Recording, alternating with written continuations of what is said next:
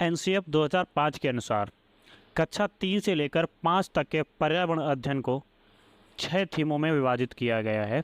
कितनी थीम थी? 6 थीम थी। 6 थीम है जिनमें विभाजित किया गया है।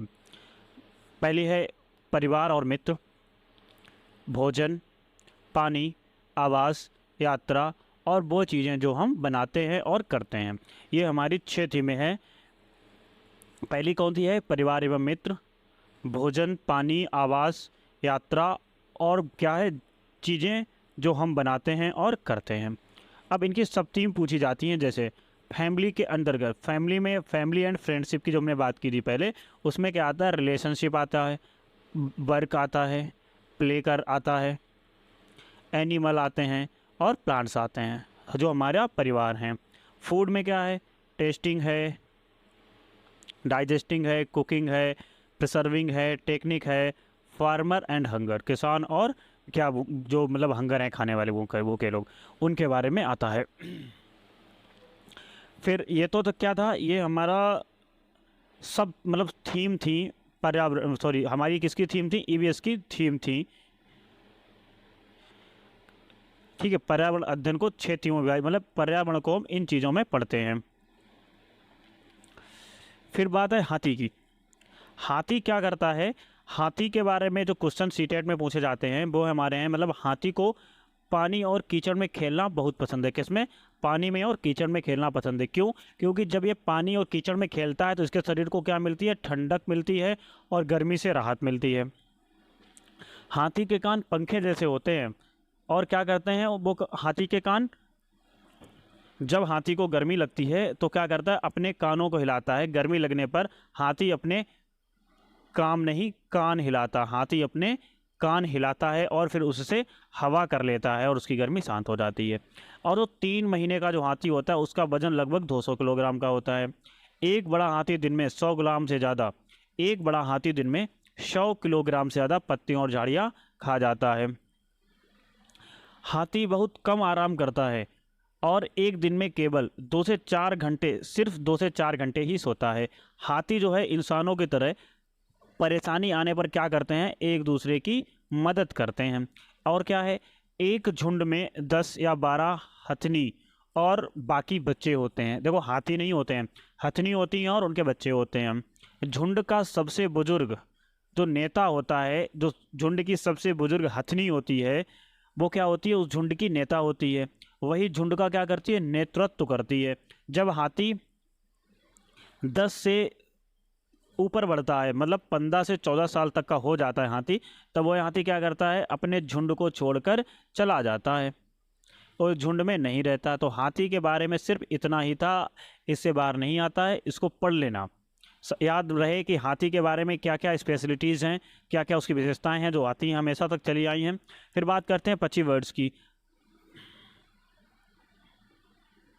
बसंत गौरी। बसंत गौरी नाम की चिड़िया गर्मियों में टुक टुक करती रहती है। टुक टुक करने से क्या होता है? पेड़ में छेद हो जाता है और पेड़ के तने में गहरा छेद बनाकर उसमें क्या रखती है? अपने अंडे रखती है। तो क्वेश्चन किस तरह से आएगा कि पेड़ में छेद बनाकर उसमें अंडे रखने वाली चिड़िया कौन सी है? तो वो हमारी है बसंत गौरी नाम की चिड़िया। ठीक है, जैसे गर्मियों में बागों में क्या होता है? जब आम होते हैं तब टुक टुक टुक टुक की आवाज़ आती रहती है। वो क्या करती है? पेड़ में अपनी चोंच मारती रहती है, उसमें धीरे धीरे छेद कर देती है और फिर उसी छेद में अपने अंडों को रखती है। फिर है शक्करखोरा, सनबर्ड बोलते हैं जिसे। शक्करखोरा किसी छोटे पेड़ या झाड़ी की डाली पर अपना लटकता हुआ घोंसला बनाती है। कैसा बनाती है? लटकता हुआ घोंसला बनाती है। इसका घोंसला बालों से, मकड़ी के जालों से, पतली टहनियों से, घास, सूखे पत्ते, रुई, पेड़ की छाल के टुकड़े और कपड़ों के चीथड़ों से बना होता है। मतलब इतना मटेरियल वो जो है अपने घोंसले में लगाती है, उसको बनाने में, घोंसला बनाने के लिए इतना सारा सामान लगाती है। कौन? शक्करखोरा। ठीक है, तो ये आपका हो गया। फिर इसके बाद आता है दर्जन चिड़िया, मतलब टेलर बर्ड। टेलर बर्ड क्या करती है? दर्जन चिड़िया अपनी नुकीली चोंच से पत्तों को सी लेती है।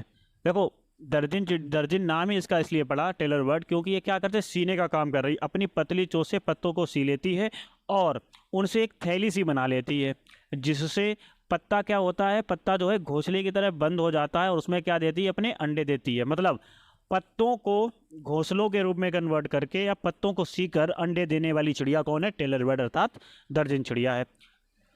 चील, बाज और गुद्द सॉरी, चील, बाज और गिद्ध, काइट्स, ईगल और बलचौ। देखो, चील, बाज और गिद्ध, ये गीत नहीं यहाँ पर होगा, गिद्ध। चील, बाज और गिद्ध हमसे 4 गुना अधिक दूर तक देख सकते हैं। ये तीनों जो है हमारे हमसे इनकी 4 गुना अधिक आंखों की क्षमता है देखने की। चील की पूंछ खांचे वाली होती है, जिसमें बहुत से क्या होते हैं, खांचे होते हैं। चील, खांचे वाली पूंछ किसकी होती है, चील की होती है। फिर जमीन पर पड़ी हुई कोई चीज चील को 1 से 2 किलोमीटर की दूरी से दिखाई दे जाती है। मान लीजिए कि किसी बिल्डिंग पर मान लीजिए कि किसी बिल्डिंग पर कौन बैठी है, चील बैठी है, तो वहाँ से एक चींटी को देख सकती है जो कि धरती पर चल रही होती है। मतलब बहुत ऊंची इमारत है, काफ़ी ऊंची, मान लो 20-25 मंजिल की तो मान ही लो, इतनी ऊंची भी हो, और मतलब एक अच्छी खासी ऊंची इमारत पर अगर चील बैठी हुई है तो वो क्या देख लेगी, ज़मीन पर चलती हुई चींटी को देख सकती है, जो कहाँ पे चल रही, ज़मीन पे चल रही। चींटी कितनी छोटी है और वो बैठी कहाँ पे, मतलब उसकी निगाह, उसकी जो आंखों की देखने की क्षमता है वो कैसी है, क्या कमाल की है। और क्या है, गिद्ध मरे हुए जानवरों को खाकर जगह को साफ कर देता है और आकाश में ऊंचाई पर काफ़ी समय तक उड़ता है। गिद्ध क्या करता है, मरे हुए जानवरों को खाने वाला पक्षी गिद्ध है, जो मुर्दे चीज़ों को खाता है। नर बीवर पक्षी, नर बीवर पक्षी जो है अपने घोंसले बनाते हैं। नर बीवर पक्षी अपने अपने घोंसले बनाते हैं और मादा बीवर पक्षी उन सभी घोंसलों को देखती है, फिर उनमें से जो घोंसला उन्हें सबसे ज़्यादा पसंद आता है उनमें उसमें से ही अंडे देती है। जैसे इंसानों में क्या होता, स्वयंवर होता था कि बहुत सारे इंसान खड़े हो जाते थे, तो फिर जिस स्त्री को जो बर उसे अपने लिए अच्छा लगता था उसे चुन लेती थी और उसे को माला पहनाकर अपना पति स्वीकार करती थी। इसी तरह नर बीवर जो पक्षी हैं ये अपने अलग अलग घोंसले बनाते हैं, फिर जो मादा बीवर पक्षी होती है वो आती है और सबके घोंसले देखती है, फिर उन जितने घोंसले उन्होंने बनाए हैं उनमें से उन्हें जो सबसे अच्छा घोंसला लगा, जो उसे सबसे अच्छा पसंद आता है, उसमें क्या करती है, अपने अंडे देती है। फाख्ता अर्थात डब,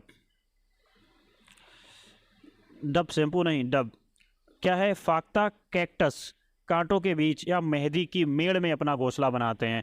देखो, फाख्ता जो है वो क्या करता है, कैक्टस के पेड़ों में, मतलब जो कैक्टस के पौधे होते हैं, पेड़ों नहीं सॉरी, कैक्टस के पौधों में, कांटों के बीच या मेहंदी की मेड़ पर, मेहंदी खड़ी होती है वहाँ पे नीचे क्या करते हैं, अपना घोंसला बनाती है।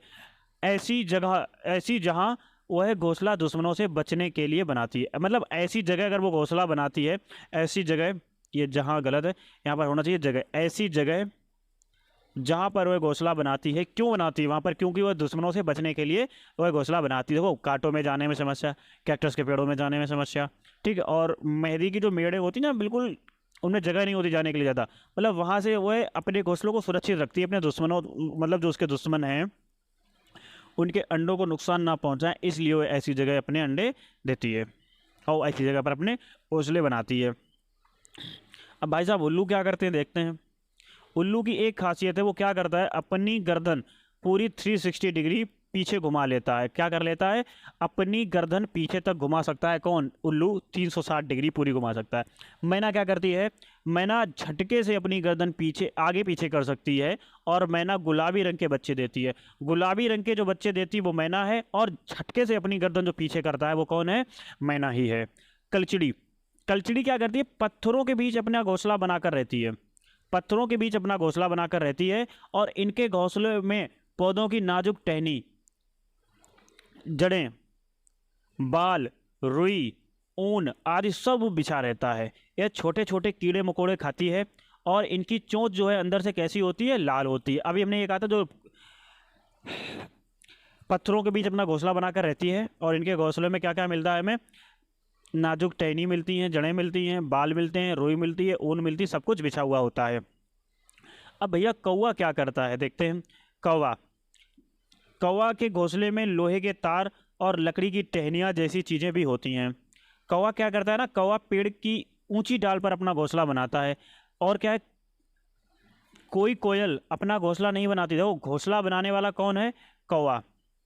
क्या करता है, घोंसला बनाता है। कौवा क्या करता है, अपना घोंसला बनाता है। और कोयल क्या करती है, कोयल घोंसला नहीं बनाती है, ठीक है। तो मतलब कोई भी कोयल जो है अपना घोंसला नहीं बनाती है। और फिर अंडा कहाँ देती है, वह अंडा जो है अपने अंडों को कौवे के घोंसले में देती है। और कौवा क्या करता है, कौवा उस कोयल के अंडों को अपना अंडा समझकर क्या करता है, पालता है। गौरैया, स्पैरो। गौरैया अलमारी के ऊपर या फिर आईने के पीछे, मतलब घरों में अलमारी के ऊपर या आईने के पीछे अपना घोंसला बनाती है, मतलब घर के आसपास ही अपना घोंसला बनाती है। कबूतर क्या करता है, कबूतर जो है वो पहली बात तो एक अभी 2022 में क्वेश्चन आया था कि गुटरों को करने वाला पक्षी कौन सा है, तो वो हमारा कौन सा है, कबूतर। कबूतर क्या करता है, गुटर गूं करता है, गुटर गूं गुटर गूं। तो पक्षियों की आवाज़ कैसी है इसके बारे में भी बताएंगे एक बार, लेकिन ये क्वेश्चन आया था पिछली बार 2022 में ऑनलाइन एग्जाम में सीटेट के। तो कबूतर क्या करता है, कबूतर जो है अपना घोंसला कहाँ बनाता है, पुराने मकान जहाँ कोई रहता ना हो या फिर खंडर जैसी जगह हो, वहाँ पर क्या करता है, कबूतर अपना घोंसला बनाता है। और कबूतर आवाज़ कैसी करता है, गुटरगू। सांप, हमारे देश में जो सांप हैं, बहुत सारे सांप पाए जाते हैं भारत में, लेकिन भारत में सिर्फ 4 तरह के ऐसे सांप हैं जिनके अंदर जहर पाया जाता है, या 4 तरीके के जहरीले सांप पाए जाते हैं। दुबोया, नाग, करैत और अफाई, ये 4 ऐसे सांप हैं जो जहरीले सांप हैं भारत के अंदर। सांप अपना जहर दांतों के माध्यम से छोड़ते हैं, मतलब सांप जो है अपना जहर जो है दांतों से छोड़ते हैं। जब सांप किसी को काटता है, जब सांप किसी को काटता है तो उसके 2 खोखले जहर वाले दांतों से उस व्यक्ति के शरीर में क्या चला जाता है, जहर चला जाता है। उस सांप के दांत कैसे होते हैं, खोखले होते हैं। और उसी की तरह क्या होता है, वो अपना जो जहर है काटने वाले व्यक्ति के अंदर क्या करता है, इंजेक्ट कर देता है, मतलब अंदर चला जाता है उसके अंदर।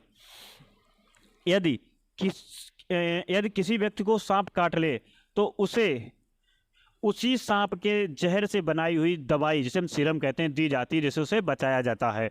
ठीक है, अगर किसी को कोई सांप काट ले तो उसके ही जहर से दवाई बनाई जाती है। किसके जहर से, सांप के जहर से दवाई बनाई जाती है।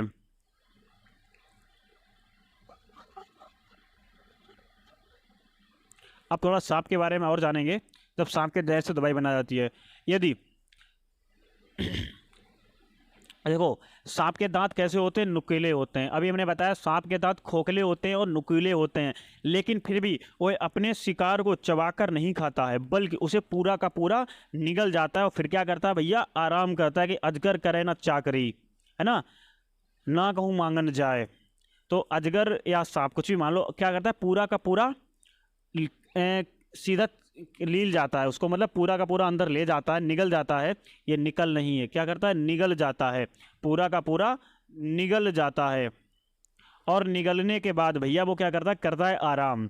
कब तक आराम करता है, जब तक कि उसका शिकार पच नहीं जाता। सांप के कान नहीं होते हैं, सांप के कोई भी बाहरी कान नहीं होते, वह जमीन पर हुई कंपन को ही सुन पाता है और महसूस कर पाता है। सपेरों को कालबेलिया भी कहते हैं। कालबेलिया किसको कहते हैं, सपेरों को कहते हैं। और कालबेलिया नाच में सांप जैसी मुद्राएं होती हैं, जैसे नहीं देखा नागिन डांस करते हैं लोग शादियों में और अलग अलग जगह पे। आप उस मुद्रा को श्रीदेवी की मूवी में देख सकते हैं। कौन सी, जो सांप जैसी मुद्राएं करते हैं कालबेलिया नाच में, जो कालबेलिया नाच होता है वो सांप जैसी मुद्राएं होती हैं उसमें। तो आप श्रीदेवी की मूवी देख लीजिए, वो वाली कौन सी, मैं तेरी दुश्मन दुश्मन तू मेरा, जिसमें ये गाना है, मैं नागिन तू सपेरा, आई थिंक यही मूवी का नाम है। तो उसमें भी आपको यही दिखे पड़े मूवी आप देख सकते हैं, जिसमें वो कौन बनी थी, नागिन बनी थी। तो उसने किस तरह की मुद्राएं की, कालबेलिया जो नाच था उसमें जो मुद्राएं होती वही मुद्राएं करने वाली श्रीदेवी थी उसमें। ठीक है, और भी कोई मूवी हो सकती है इसमें आप लोग देख सकते हैं। कालबेलिया जात के एक व्यक्ति थे जिनका नाम था रोशन नाथ जी। क्या नाम था, रोशन नाथ नाम था उनका। तो रोशन नाथ जी करते क्या थे, नाम तो रोशन है। रोशन नाथ जी जो थे अपने जात में बहुत ही ज़्यादा मशहूर थे। अच्छा भैया, मशहूर थे तो क्या था? क्यों मशहूर थे? क्योंकि वो आसानी से खतरनाक और जहरीले सांपों को पकड़ लेते थे। तो भैया और भी तो लोग थे, वो क्यों नहीं पकड़ पाते थे? देखो, वो पकड़ लेते थे क्यों? क्योंकि उनके पकड़ने का तरीका जो था काफ़ी अलग था।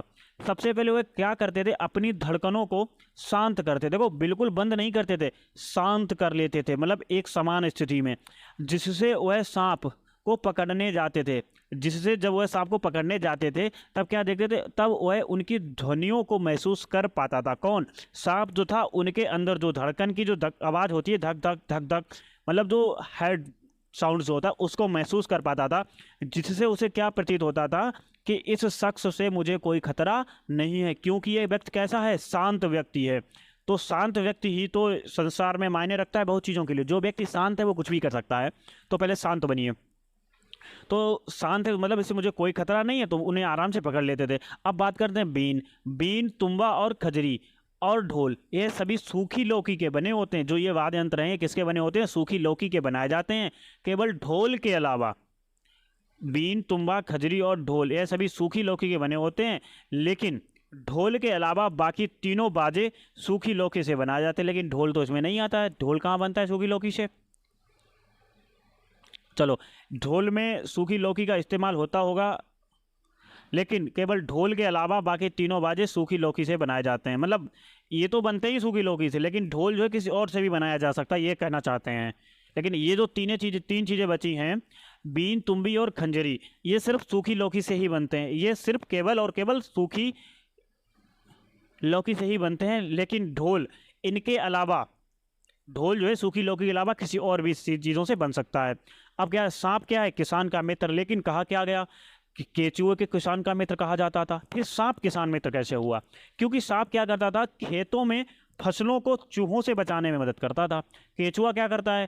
केचुआ तो धरती में मतलब जो हमारी खेत है, ज़मीन है, उसमें इधर से घुसता है उधर निकलता है, उधर से घुसता है इधर निकलता है। अर्थात क्या करता है, जमीन को मुलायम और पोला कर देता है, जिससे जमीन में क्या हो जाती है, हवा पानी जाता रहता है और जमीन कैसी हो जाती है, उपजाऊ हो जाती है। यदि किसी को सांप काट ले तो आप वहां खड़े हो तो सबसे पहले आप क्या करोगे? उस सांप का फोटो खींच लें भैया। अच्छा, लोग कहते हैं आप तो बैठे रहे, कुछ किया नहीं। देखो, सबसे पहले आपको करना क्या है, उस सांप की फोटो खींच लेनी है। फोटो खींचने के बाद जब उस व्यक्ति को अस्पताल ले जाया जाएगा, कहाँ ले जाया जाएगा? अस्पताल ले जाया जाएगा। तब आपको क्या करना है, डॉक्टर को बताना है कि उसको फोटो दिखानी है। देखो भैया, हमने ये फोटो खींची थी और इसी सांप ने इस व्यक्ति को काटा है। तो डॉक्टर क्या करेगा? वह डॉक्टर तुरंत पहचान जाएगा कि इसको किस प्रकार का एंटीडोट देना है, मतलब कौन से सांप के जहर से बना हुआ सीरम देनी है, मतलब कौन सी दवाई जीत देनी है। देखो, अब बात समझना, यहाँ तक तो हमारे सांप के बारे में हो गई बातें ख़त्म। अब हम बात करते हैं पकाने के प्रकार, मतलब हम जो चीज़ों को खाते हैं वो किस तरह से खाते हैं। पका कर खाते हैं, देखो भून कर भी खाते हैं, ठीक है, उबाल कर भी खाते हैं, तल कर भी खाते हैं और सेक कर भी खाते हैं। भून कर खाने वाली चीज़ें अलग हैं, उबाल कर खाने वाली चीज़ें अलग हैं, तल कर खाने वाली चीज़ें अलग होती हैं और सेक कर खाने वाली चीज़ें अलग होती हैं। देखो, कुछ ऐसी चीज़ें नहीं होती हैं जिनके बारे में हम बात ही नहीं करेंगे। मेरे हिसाब से सारी चीज़ें ऐसी होती हैं जो हम खाते हैं, जो खाने वाली चीज़ें हैं वो तो खाते ही हैं। लेकिन उनमें से कुछ ऐसी चीज़ें होती हैं जिनको हम भून कर भी खा सकते हैं, उबाल कर भी खा सकते हैं और सेक कर भी खा सकते हैं। तो सिर्फ इतना ध्यान पड़ने की ज़रूरत है हमें कि पकाने के जो प्रकार होते हैं वो कितने होते हैं। पकाने के प्रकार मतलब खाना पकाने का प्रकार क्या है? भूंज कर खा लो या उबाल कर खा लो, भून कर खा लो या उबाल कर खा लो, तल कर खा लो या सेक कर खा लो। इतना तरीका होता है, ठीक है। उंधियू,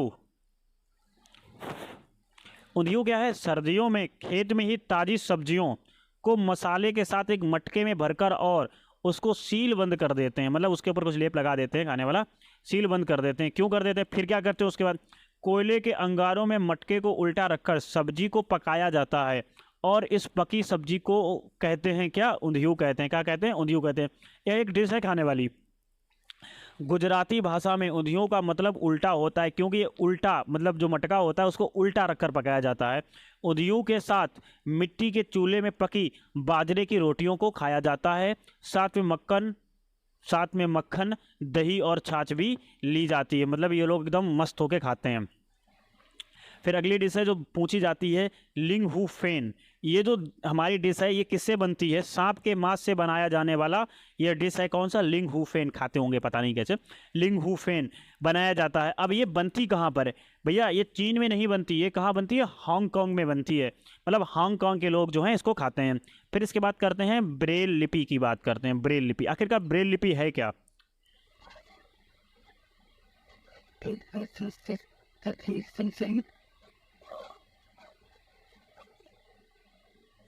ब्रेल लिपि की बात करते हैं।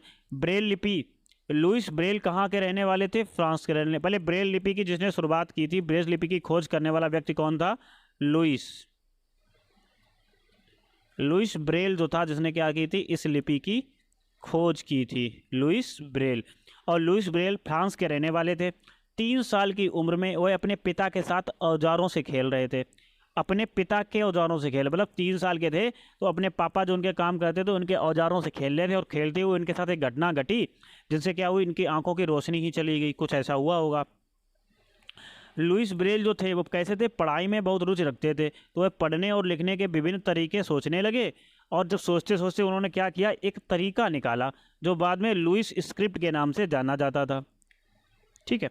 एक मोटे लुइस ब्रेल होता क्या है देखो, एक मोटे कागज पर एक नुकीली चीज से 6 बिंदुओं को उभारा जाता है। फिर उभरे हुए बिंदुओं पर उंगलियों के सहारे इन्हें स्पर्श करते हुए पढ़ा जाता है।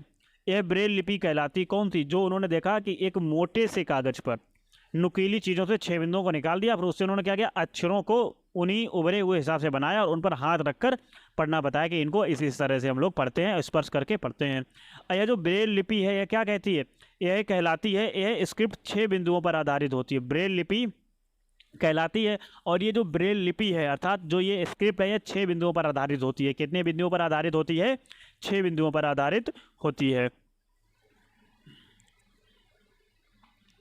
परिवार,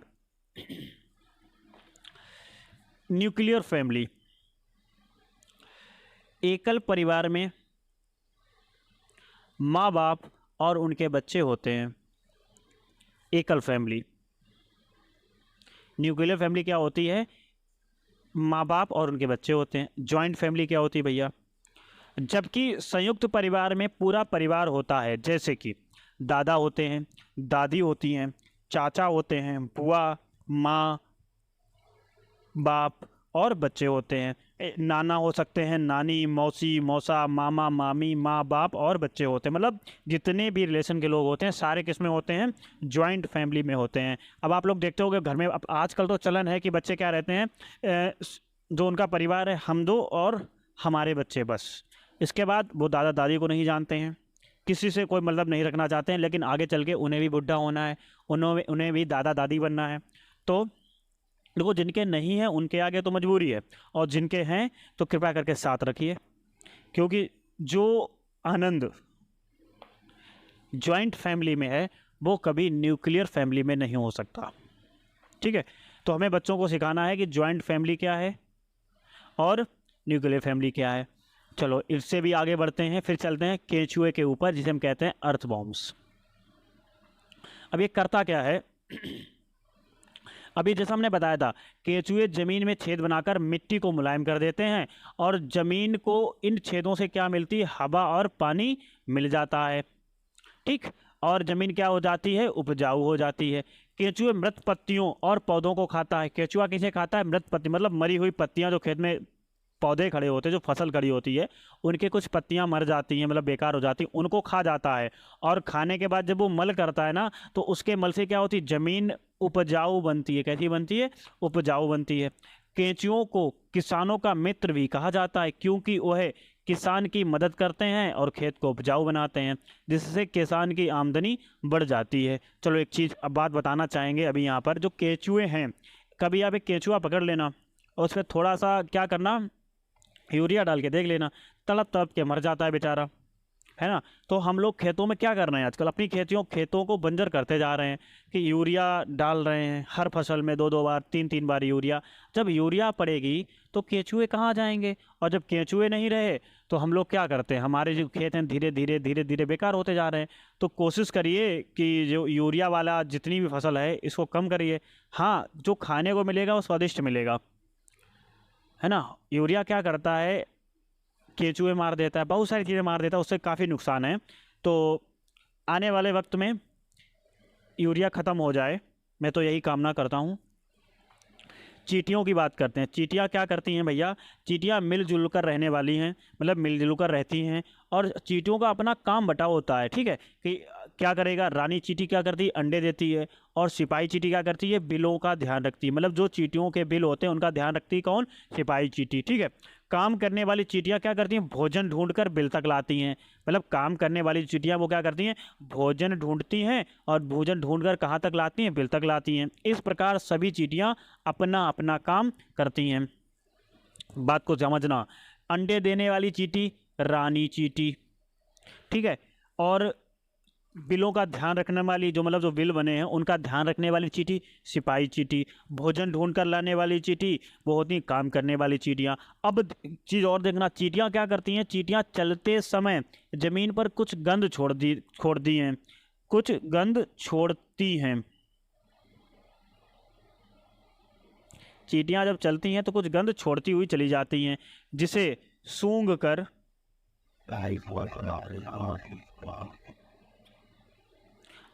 पीछे आने वाली चींटियों को क्या मिलता है, रास्ता मिल जाता है।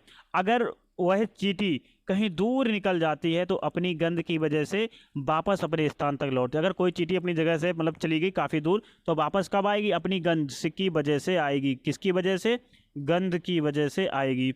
दीमक और ततैये भी किस में रहते हैं, समूह में रहते हैं। जैसे चींटियाँ समूह में रहती हैं वैसे दीमक और ततैये भी समूह में रहते हैं। रेल टिकट में लिखी जानकारी,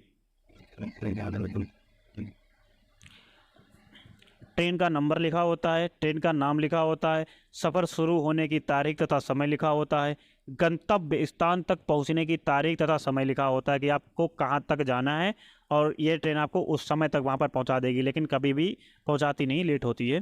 टिकट प्रारंभ होने का स्थान लिखा होता है, टिकट जहां पर समाप्त होती है वो भी स्थान लिखा होता है, आप कौन से वर्थ में ये भी लिखा होता है, किराया कितना गया ये भी लिखा होता है, और कितने किलोमीटर की दूरी आपको तय करनी है ये भी लिखा होता है। उसमें एक PNR नंबर भी लिखा होता है और श्रेणी भी लिखी होती है।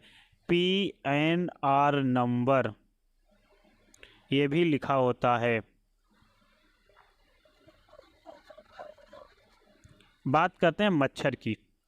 मच्छर क्या है, मच्छर हमारे शरीर की गंध, खासकर पैरों के तलवे और हमारे शरीर की गर्मी से हमें ढूंढ लेता है।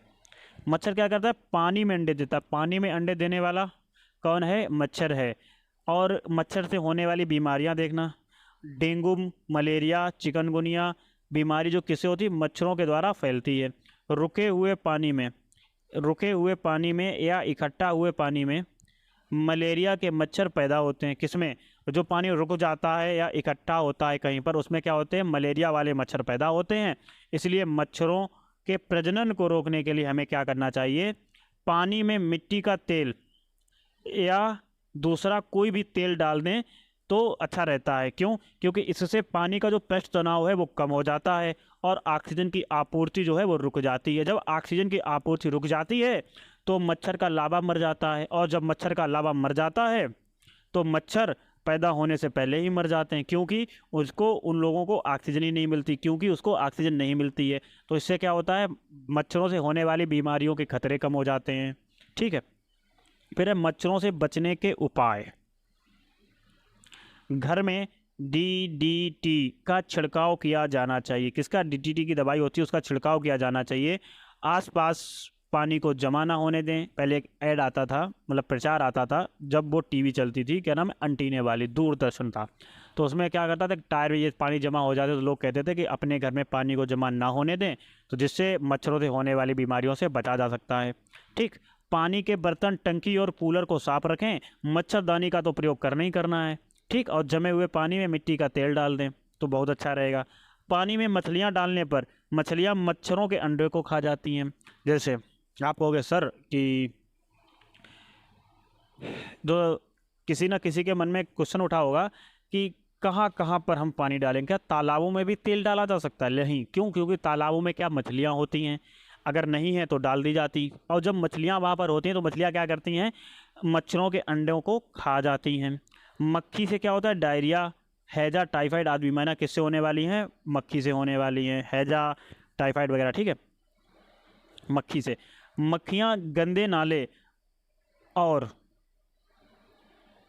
मक्खियाँ गंदे नाले और कचरों पर बैठती हैं और अपने पैरों में बीमारियों के कीटाणु लगाकर बिना ढके हुए भोजन पर बैठ जाती हैं।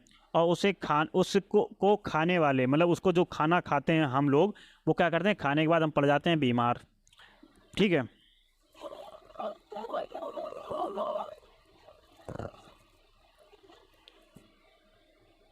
अब करेंगे गंध का अच्छा या बुरा होना।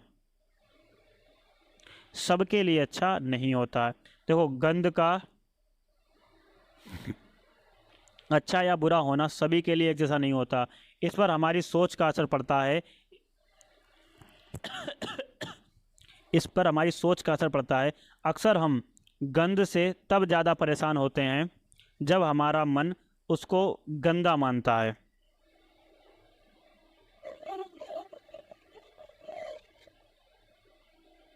अगर हम मान लें कि वह गंध जो है हमें इतना परेशान नहीं करती तो हमें इससे ज़्यादा फर्क नहीं पड़ेगा।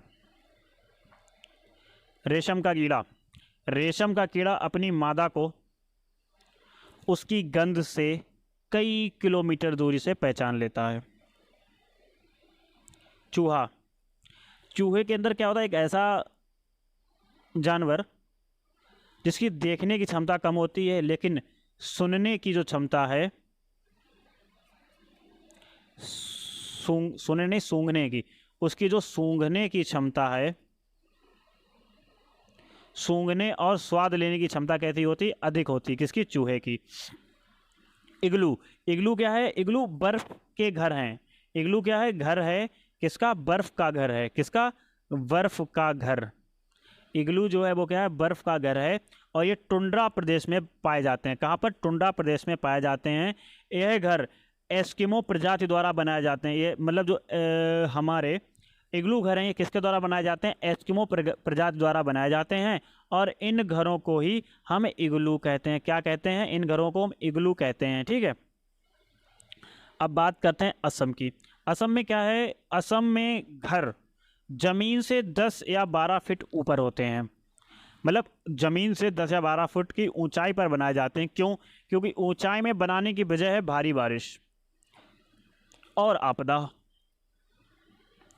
ये घर बांस के बनाए जाते हैं। ये घर जो है बांस के द्वारा बनाए जाते हैं और अंदर भी लकड़ियों का ही प्रयोग होता है।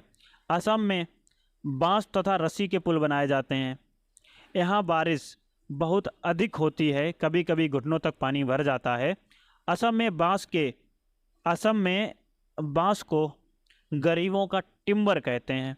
बांस जो है क्या कहते हैं? टिम्बर कहते हैं। यहीं पर एक चीज़ देखी होगी आप लोगों ने बीच में कि कुछ बच्चे हैं जो स्कूल जाना चाहते हैं और जाते भी हैं, क्योंकि वहाँ पानी भर जाता है तो इन पर इस तरह के एक पुल का निर्माण करते हैं ये डालकर, और इस पर क्या करते हैं, अपने हाथों में कॉपियों को उठाकर इसी पुल के सहारे भरे हुए पानी को पार करके पढ़ने जाते हैं, ठीक है। फिर केरल की बात करते हैं। भैया बहुत पूछा जाता है टैपियोका। केरल में टैपियोका ज़मीन के नीचे उगाया जाता है। कहाँ उगाया जाता है? ज़मीन के नीचे। और टैपियोका क्या है? यह एक प्रकार का फल है जिसे केरल के लोग उबाल कर खाते हैं। क्या करते हैं? उबाल कर खाते हैं। यह देखने में कैसा होता है? सफ़ेद शकरकंदी जैसा दिखाई देता है, ठीक है। अब बात करते हैं अभी जैसे बल्लम की। तो बल्लम क्या है? बल्लम एक लकड़ी की छोटी नाव होती है जो केरल में पाई जाती है। कहाँ पाई जाती है? केरल में पाई जाती है। जो वहाँ के बच्चे होते हैं इसी नाव के द्वारा अपनी नदियों को या जहाँ पे पानी भरा स्थान होता है उनको पार करके बल्लम के द्वारा पढ़ने जाते हैं, ठीक है। तो छोटी सी नाव होती है, वो भी लकड़ी की बनती है, ठीक है। केरल में बोले जाने वाली भाषा, केरल में बोले नहीं, केरल में जो भाषा ज़्यादातर बोली जाती है वो कौन सी है? मलयालम भाषा जो है केरल में बोली जाती है। तो एक ही बात होगी, केरल में मलयालम भाषा बोली जाती है या केरल में बोली जाने वाली भाषा मलयालम भाषा होती है। हाँ, एक ही चीज़ है। मलयालम में माँ को, बड़ी बहन को, मलयालम में माँ को, सॉरी, कि मतलब जो मलयालम में जो माँ की बड़ी बहन होती है उसको बलियम्मा कहते हैं और नानी को अम्मूमा कहते हैं, चाचा को चिटप्पन और चाची को कुंजमा कहते हैं और पिता को अप्पा कहते हैं। केरल में एक जगह से दूसरी जगह जाने के लिए फेरी नाव का प्रयोग किया जाता है। केरल को मसालों का बगीचा, केरल को मसालों का बगीचा भी कहा जाता है। और कथकली नृत्य केरल में होता है, कथकली नृत्य जो है केरल में होता है। केरल में केले के फूलों से सब्जी बनाई जाती है। केरल में नारियल के पेड़ों की मात्रा अधिक मात्रा में होती है। केरल के निकटवर्ती राज्य तमिलनाडु और कर्नाटक हैं। इनकी राजधानी तिरुवनंतपुरम है।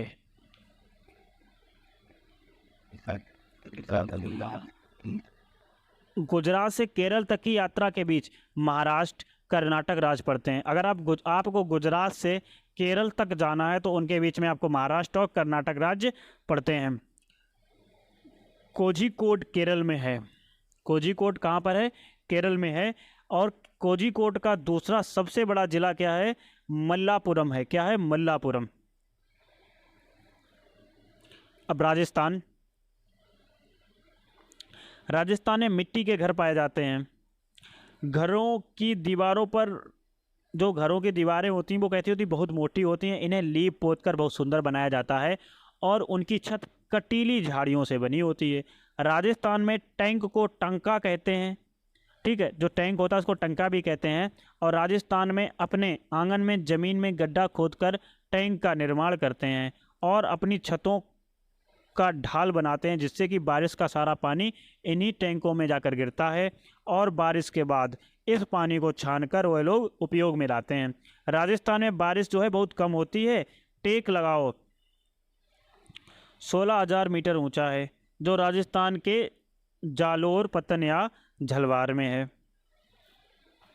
राजस्थान के जोधपुर, राजस्थान के जोधपुर में खेजड़ी, राजस्थान के जोधपुर में जो खेजड़ी है, खेजड़ी गांव के लोग पेड़ों को काटने से बचाने के लिए 300 साल पहले पेड़ों से चिपककर खड़े हो गए थे। कहाँ के? खेजड़ी के। आज 300 साल बाद भी यहाँ के लोग बिश्नोई कहलाते हैं। वे पेड़ों और जानवरों के प्रति संवेदनशील हैं। आज 300 साल बाद भी, पहले भी थी और अभी भी हैं। और क्या करते हैं? इनकी रक्षा करते हैं। यहाँ शिकार करना और पेड़ों को काटना कैसा है? वर्जित है, मना है। मतलब आप वहाँ पर आकर पेड़ नहीं काट सकते और शिकार नहीं खेल सकते। रेगिस्तान होते हुए भी यह गांव हरा भरा है। कौन सा? खेजड़ी। यहाँ जानवर बिना किसी के डर के इधर उधर घूमते रहते हैं। खेजड़ी गांव, खेजड़ी, जो खेजड़ी गांव है, खेजड़ी गांव में खेजड़ी के पेड़ पाए जाते हैं। यह रेगिस्तानी इलाकों में जो पेड़ है खेजड़ी, ये बहुत पाया जाता है। क्यों? क्योंकि इससे ज़्यादा पानी की ज़रूरत नहीं होती। मतलब इसको ग्रोथ करने के लिए, पेड़ बनने के लिए ज़्यादा पानी की ज़रूरत नहीं होती है। और इसकी जो छाल है वो दवा बनाने के काम आती है। इसकी लकड़ी को कभी कीड़ा नहीं लगता। किसकी? खेजड़ी के पेड़ों को कभी कीड़ा, जो खेजड़ी की लकड़ी होती है, इसकी लकड़ी को कभी भी कीड़ा नहीं लगता। इसकी फलियों से सब्जी बनती है। पत्तियों को वहाँ रहने वाले जानवर खा जाते हैं। देखो, इसमें जो फलियाँ आती हैं उसकी लोग सब्जी बना लेते हैं और पत्तियों को जानवर खा लेते हैं। और इसकी लकड़ी से लोग क्या करते हैं? अपनी चौखट भी बनवाते हैं। मतलब दरवाजे की जो चौखट बनती है वो बनवाते हैं। अब श्रीनगर है। श्रीनगर क्या करता है? श्रीनगर में कुछ घर पहाड़ों पर हैं और कुछ पानी में, कुछ पर्वतों पर, कुछ पत्थरों के बीच होते हैं। क्या? घर। और इन पर लकड़ी के सुंदर क्या होते हैं? हमें डिजाइन मिलती है। कहाँ पर? श्रीनगर में। तो ऐसा क्षेत्र जहाँ पर घर पहाड़ पर भी पाए जा रहे हों, पानी में भी पाए जा रहे हों, पर्वतों पर भी पाए जा रहे हों और पर्वतों के बीच भी पाए जा रहे हों, तो वो स्थान कौन सा हो जाएगा? श्रीनगर हो जाएगा। अब यहाँ पर एक हाउस बोट होती है जो 80 फीट तक लंबी हो सकती है और 9 से 8 फीट तक चौड़ी हो सकती है। डोंगा, यह नाव झेलम नदी में डल झील में मिलती है। यह जो डोंगा नाव है यह झेलम नदी में और डल झील में मिलती है। इसके अंदर कई कमरे होते हैं और अंदर से यह एक घर की तरह लगती है। कौन? जो डोंगा नाव होती है। और इन पर लकड़ियों की सुंदर डिजाइन बनाए जाते हैं।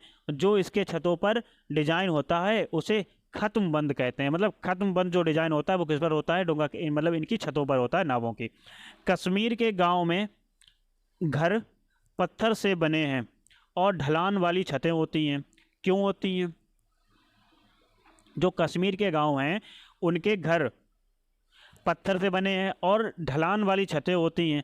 कुछ पुराने घरों में विशेष प्रकार की खिड़कियां होती हैं जो दीवारों पर निकली होती हैं। इन्हें क्या कहते हैं? टैब कहते हैं। किन्हें? जो खिड़कियां निकली होती हैं दीवारों से उन्हें टैब कहते हैं। इनमें सुंदर डिजाइन बना हुआ होता है।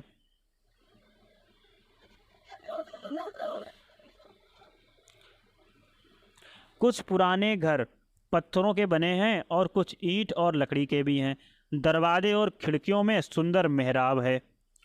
शिकारा नाव पर्यटकों को आकर्षित करती है। कौन सी नाव पर्यटकों को अपनी ओर आकर्षित करती है? तो वो नाव है शिकारा नाव। कश्मीर में सरसों के तेल में मछलियों को पकाकर खाया जाता है। मतलब ऐसा कौन सा राज्य है, ऐसा कौन सा भारत का क्षेत्र है जहाँ पर मछलियों को सरसों के तेल में पकाकर खाया जाता है? तो वो हमारा कौन सा है? कश्मीर है। गोवा में क्या करते हैं लोग? देखो, कश्मीर में तो खा रहे हैं सरसों के तेल में पकाकर, और गोवा में नारियल के तेल में बनी मछलियों को पकाकर खाया जाता है। मतलब नारियल के तेल में बनी मछली को पकाकर खाया जाता है, मतलब नारियल के तेलों में पकाकर खाते हैं। कहवा कश्मीर की एक खास किस्म की चाय है। कहवा, ठीक है, जो हम लोग पीते हैं चाय, तो कहवा भी एक चाय की किस्म है। उर्दू डोंगरी कश्मीर की भाषा है। कश्मीर की भाषा क्या है? उर्दू डोंगरी। मनाली की बात करते हैं। हम तो गए नहीं हैं कभी, कोई गया हो तो भैया जाने। मनाली में बारिश अक्सर होती रहती है और बर्फ़ भी पड़ती है। क्या पड़ती है? बर्फ़ भी पड़ती है। यहाँ का मौसम ठंडा और सुहाना होता है, मतलब सुहावना होता है। यहाँ घर पत्थर और लकड़ी के बने होते हैं जिनकी छतरी ढालू होती है। ढालू होती है छतरी जिनकी, मतलब छतें जिनकी ढालू टाइप की होती हैं, वो कहाँ पर होती हैं? मनाली में होती हैं। और घर किसके बने होते हैं? पत्थर और लकड़ी के बने होते हैं। अब बात करते हैं मृत सागर की। आपने अक्सर देखा होगा कि किस सागर में लोग डूब जाते हैं और किस सागर में लोग नहीं डूबते हैं। तो लगभग तो डूब ही जाते हैं, लेकिन एक ऐसा भी सागर है जिसमें शरीर बिना किसी मूवमेंट के क्या करता है? तैरता रहता है। क्या करता है? बिना किसी मूवमेंट किए शरीर जो है वो तैरता रहता है। कैसे तैरता रहता है भैया? वैसे तो सभी सागरों में पानी में नमक होता है, लेकिन मृत सागर दुनिया का सबसे बड़ा नमकीन सागर है। क्यों? क्योंकि उसमें जो लवणता है वो ज़्यादा पाई जाती है, डेंसिटी। इसमें इतना नमकीन पानी है कि आप इससे अंदाज़ा लगा सकते हैं कि अगर हम 1 लीटर पानी में 300 ग्राम नमक मिला दें, उसी अनुपात का पानी इस सागर में, मतलब 1 लीटर हम पानी ले उसमें 300 ग्राम नमक मिला दें, समझ लो क्या हो जाएगा। मृत सागर में हम ऐसे तैर सकते हैं जैसे आराम से बेड पर लेटे हों, मतलब आराम से लेटे हों। मृत सागर आपको जॉर्डन, इजराइल और फ़लस्तीन के बीच मिल जाएगा। बाघ क्या करता है ना? अंधेरे में हमसे 6 गुना बेहतर देख सकता है बाघ की जो मूछें होती हैं ना, वो हवा में हुए कंपन को क्या करती हैं? भांप लेती हैं, ठीक है, और जिससे उसे शिकार की सही स्थिति का क्या चलता है? पता चल जाता है, और इससे वह अंधेरे में भी रास्ता ढूंढ लेता है भैया बाघ, ठीक है। बाघ अपने इलाके में मूत्र करके अपनी गंध छोड़ता है, और दूसरा कोई बाघ जो है इसे अगर उस इलाके में आता है तो तुरंत पहचान लेता है कि हाँ भैया इसमें कोई और भी बाघ है। बाघ मौके के अनुसार अपनी आवाज़ बदलता है, जैसे गुस्से में है तो कुछ और, खेलने इस टाइम कुछ और और अपनी वाइफ के सामने है तो उसकी आवाज़ कुछ और, ठीक है। क्योंकि ये देखा गया है कि बाघ जो है अपनी मौके के अनुसार अपनी आवाज़ें बदलता रहता है। बाघ का जो गुर्राना है वो 3 किलोमीटर दूरी तक सुना जा सकता है। ऐसा कौन सा जानवर जो गुर्राता है या जिसकी आवाज़ 3 किलोमीटर दूर तक सुनी जा सकती है, तो भैया बाघ है, ठीक है। बाघ के जो दोनों कान है ना, बाहरी कान है, वो बाहर की आवाज़ को पता करने के लिए अलग अलग दिशाओं में बहुत ज़्यादा घूम जाते हैं, मतलब अलग अलग दोनों डायरेक्शंस में, अपोजिट डायरेक्शन में घूम जाते हैं। और क्या होता है, बाघ हवा से पत्ते के हिलने और शिकार की झाड़ियों में हिलने से हुई आवाज़, या तो जो पत्ते हैं वो हवा से हिल रहे हैं या फिर झाड़ियों में कोई शिकार है उसकी वजह से जो आवाज़ आई है हिलने की, उनका अंतर क्या करता है, तुरंत भांप लेता है और उसे पता होता है कि यह आवाज़ प्राकृतिक है या किसी शिकार की है। लंगूर, लंगूर क्या करता है, जंगल में ऊंचे पेड़ पर बैठकर अपने आसपास आती मुसीबतों को देखता है और देखकर एक खास तरह की आवाज़ निकालता है और अपने साथियों को संदेश देता है और उनको क्या करता है कि चौकन्ना हो जाओ भैया, कुछ ना कुछ मुसीबत आने वाली है। रेगिस्तानी ओक,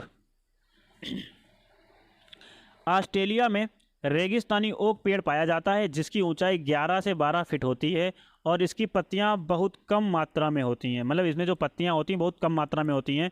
यह पेड़, मतलब वह जो पेड़ है उसकी जड़ें जमीन के अंदर 250 से 300 फीट, 250 से 300 फीट तक नीचे चली जाती हैं जब तक वह पानी तक ना पहुंच जाएं। मतलब इस पेड़ की जो जड़ें हैं वो 250 से लेकर 300 फीट तक की गहराई में चली जाती हैं, अर्थात उन्हें पानी, उनकी जड़ों को पानी चाहिए।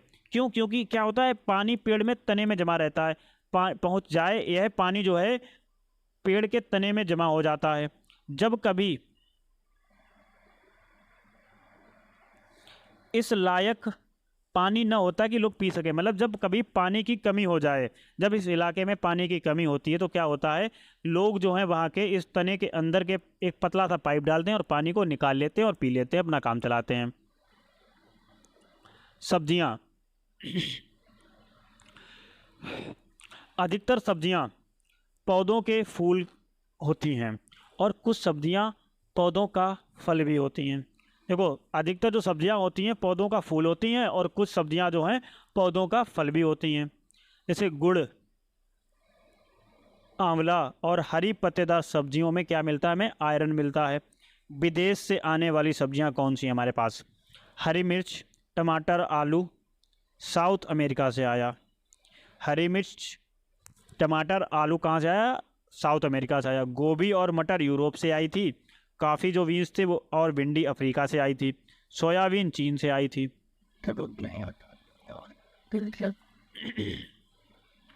बीज, बीजों को प्राचीन समय में सूखी लौकी में रखकर उस पर मिट्टी का लेप लगाकर रखते थे। क्यों? और नीम की पत्तियां इन्हें कीड़े से बचाती थी।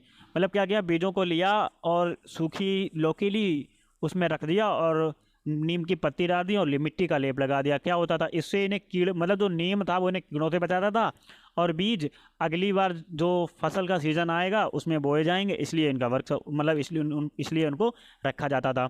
देखो, पौधे क्या करते हैं, पौधे स्वयं भी अपने बीजों को दूर फेंक देते हैं और कपड़ों से चिपक कर तथा पानी के जरिए भी एक जगह से दूसरी जगह पहुंच जाते हैं। पौधे जो हैं स्वयं भी अपने बीजों को दूर तक फेंक देते हैं। मतलब उन्हें, मतलब कुछ ऐसे बीज हैं जो हवा के माध्यम से उड़ते हुए, या कुछ ऐसी वो होती हैं, क्या बोलते हैं, चटकने वाली, जब उनके अंदर जो फलियां लगती हैं वो चटकती हैं तो बीज जो हैं उनके, जो उनके सीड्स हैं वो चटक चटक के दूर गिरते हैं। तो पौधे क्या करते हैं, अपने बीजों को खुद से दूर फेंक देते हैं, ठीक है, और कपड़ों में चिपक कर बीज यहाँ से वहाँ चले जाते हैं, पानी के जरिए, हवा के जरिए, मतलब अलग अलग चले जाते हैं। पंछी क्या करता है, अपनी चोंच में बीज को दबा कर ले जाते हैं। जब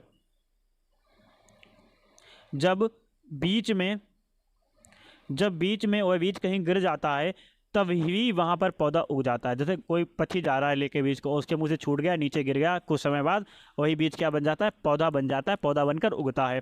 सोयाबीन की फलियाँ पकड़कर अपने आप, सोयाबीन की फलियाँ जो है पककर अपने आप फट जाती हैं, अपने आप फट जाती हैं। किसकी फलियां? सोयाबीन की। और उसमें से बीज बाहर निकल जाते हैं। काली मिर्च, सौंग आदि बीज होते हैं।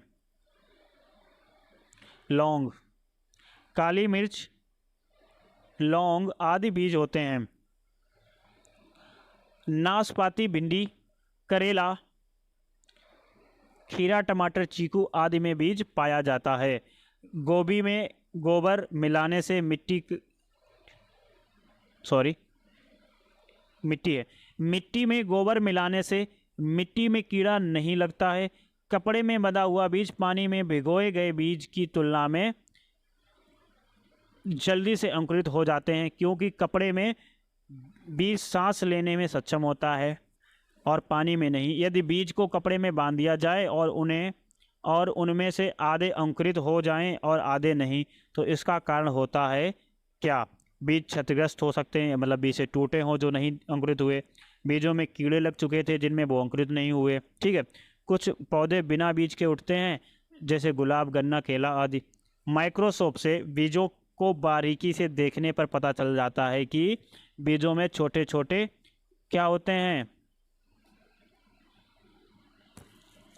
छिद्र होते हैं। इनकी मदद से बीज कपड़ों के रेशों पर चिपक जाते हैं, मतलब उन्हें हल्के हल्के बहुत ना के बराबर छिद्र होते हैं जो कपड़ों में चिपक जाते हैं। और क्या करते हैं? यह देखकर मास्टर को आइडिया आया कि वेलफ्रो से चिपक जाती है और खुलने पर चर चर की आवाज़ करती। किसकी करती है? चर चर की आवाज़ करती है वेलफ्रो। वो नहीं होते चिपकाते हैं, चर चर मतलब लगा लेते हैं। उन्होंने क्या देखा? वेलफ्रो को बीजों को देखा, उन्होंने देखा इसमें तो कुछ अलग अलग है। मतलब माइक्रोस्कोप से जब उन्होंने देखा तो बीजों को उनको पता चला कि इनमें छोटे छोटे कुछ ऐसी चीज़ें हैं बीजों में जो एक दूसरे में चिपक रही हैं, जो कपड़ों के रेशों पे चिपक जाते हैं। फिर उन्होंने क्या किया? इनको वेलफ्रो बना दिया। वेलफ्रो क्या करता है? जो चर चर की आवाज़ करता है, जैसा कि आपने अपने बस्ते, जूते के पट्टे आदि में देखा होगा कि इसका इस्तेमाल एक दूसरे को चिपकाने में किया जाता, मतलब चिपकन होती है जो क्या करते हैं? चिपक जाती है और छूट जाती है। आई होप आप लोग समझ गए होंगे कि मैं किस वेलफ्रो की बात करना चाह रहा हूँ। जड़, देखो पौधे का भाग जिसे हम खाते हैं, जिसकी हम जड़ खाते हैं वो है मूली, गाजर, चुकंदर, तना, आलू, प्याज और अदरक।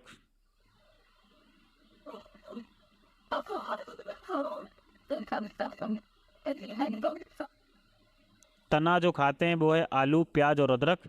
जड़ खाते हैं मूली, गाजर और चुकंदर। पत्ता खाते हैं धनिया, पत्ता गोभी, अरबी पालक, कड़ी पत्ता आदि। बीज खाते हैं चना, बाजरा, सरसों, गेहूं, धान, फूल, सहजन, केला, कचनार, फली, मटर आदि। ये सब हम क्या खाते हैं? बीज खाते हैं। जड़ में खाते हैं मूली, गाजर, चुकंदर। और जो ये थी तने की बात, तना में हम क्या क्या खाते हैं? प्याज खाते हैं, आलू खाते हैं और क्या खाते हैं? अदरक खाते हैं। ठीक है। अब बात करते हैं बिहार की। भैया बिहार में एक ज़िला है मधुबनी। मधुबनी नामक ज़िला है। यहाँ त्यौहार एवं खुशी के मौके पर घरों की दीवारों पर और आंगन में कई